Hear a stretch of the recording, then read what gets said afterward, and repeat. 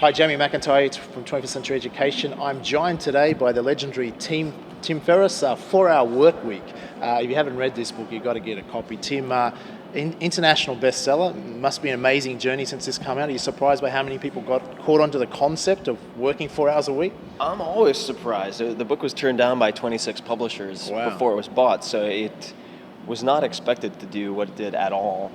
And it's been a very, very exciting learning experience over the last few years, certainly. But the response has been very consistent, whether it's in Italy, whether it's in Japan, whether it's in the US. I think that time famine is really a universal urban or white collar, even blue collar experience now. And the problem's getting worse for people, not better. So it was good timing, I suppose, in many ways. But it's still moving, which is fun to watch. It's certainly exciting. I know many 21st Century members are a big fan of your work. I have been for some time. I applied a lot of these strategies to my own businesses and taught many other people to do the same. Where did the concept of working only 4 hours a week actually come from? What led you to realizing that being a workaholic is not the way to enjoy life? Well, my long-term girlfriend at one point in 2004 left, decided enough was enough because I was working from 7 a.m. to 9 p.m.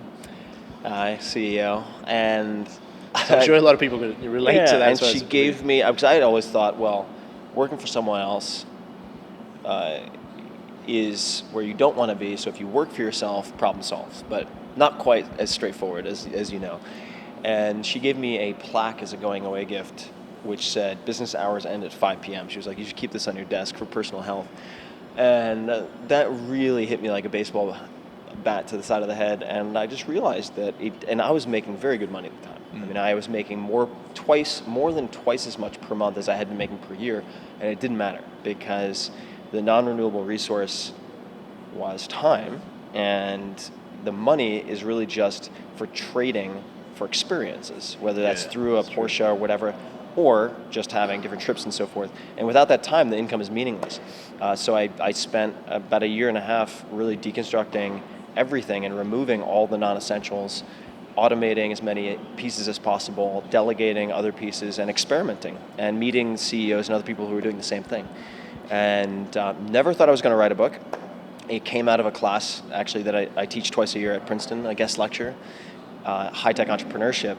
And it just sort of organically developed. And I don't know if you've ever heard the name Jack Canfield. He's definitely have. Yeah. So Jack became a friend of mine over a number of years, and I sent him the chicken soup from the soul. Exactly, 100 million plus books sold. It's just amazing.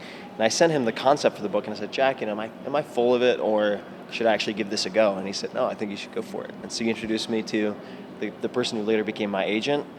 And like I said, it was turned down by 26 publishers, and then one bought it for a bargain basement price, and took off from there. I guess a lot of people resonate to it. What would you say to those, I guess, a business person or someone that's tied in a corporate job that says, oh, yeah, but don't realize I'm so busy, I'd like to have that sort of lifestyle.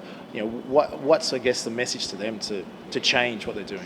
Well, the message is the clock's ticking, so you're not gaining any more time, and you can always make back income. So sometimes it's extremely important to take an ounce of prevention instead of a pound or 1,000 pounds of cure, and the problems get worse and compound with time. So what I would say is, I might give them the anecdote that I've heard, which is, if you don't have enough time to meditate for 30 minutes, then you need to meditate for 3 hours.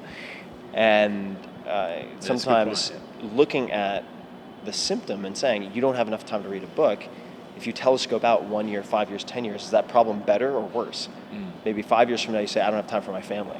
Maybe 10 years from now it's, I don't have time for my health.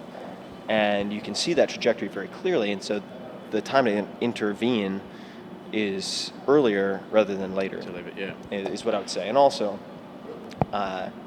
this is a bit of a choose your own adventure book, so you don't have to read the whole thing. I would say reading, for a lot of people, if they read The End of Time Management, Fear Setting, a handful of chapters, that would probably be enough to cut back what they're doing 40, 50%. Even within a company, there are very tactical ways where you can demonstrate your yield per hour is higher, let's say working remotely or from home, and then you can negotiate different work agreements. Even within a corporation, I've seen this done at Google, Microsoft, I mean, I've seen it done. And these are also companies that institutionally are using a lot of this stuff. It's been a wild journey, but the principles and the concepts are very, very flexible. So I guess you're saying people out there say, well, we're not going to cut back to 4-hour work week straight away, but I guess if people could work only 4 days a week as opposed to 5 or 6, even just that small change starts to free up some of What I would also say is this is fundamentally about making your output per hour as high as possible. Yeah. You don't have to cut back on your work. Maybe you like what you do. You just want to get 10 times more done. I mean, there are a number of billionaires, I'm not going to mention them by name, but some of them have been quoted in the New York Times related to this book, who use this. Those guys work 80 hours a week, but they want to get 10 times more done.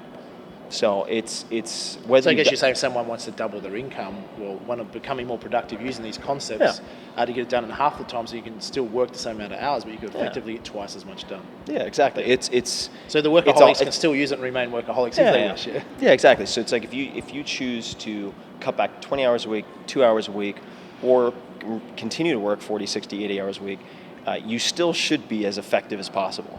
And that comes down to very specific types of analysis, like the 80-20 analysis, Pareto principle, Parkinson's law, and those can be applied to athletics, like I've seen, can be applied to business, can be applied to personal life.